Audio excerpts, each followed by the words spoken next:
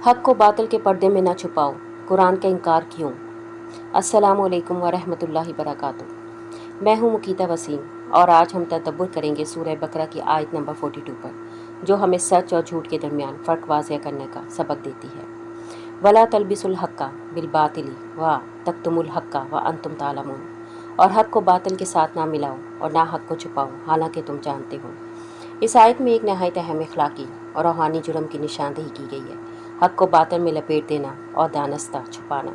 यह आयत ख़ास तौर पर अहले किताब को मुखातिब करके नाजिल हुई, मगर इसकी गूंज हर दौर के आलम, कारी, उस्ताद और मुसलमान के दिल में सुनी जा सकती है।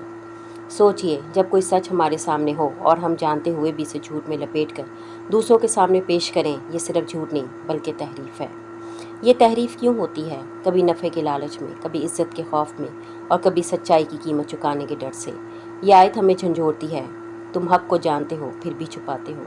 ये छुपाना सिर्फ ज़बानी नहीं होता, ये अमली भी होता है, जब हम वो तर्ज़ ज़िंदगी अख्तियार नहीं करते जो हक़ हमसे चाहता है। आज हम सब अपने दिल में देखें, कहीं हम सच जानकर भी चुप तो नहीं रह जाते, कहीं हम झूठ को काबिल कबूल और सच को काबिल एतराज़ तो नहीं समझने लगे, और कहीं हमने कुरान को ऐसा समझ रखा है जो सिर्फ दूसरों के लिए है।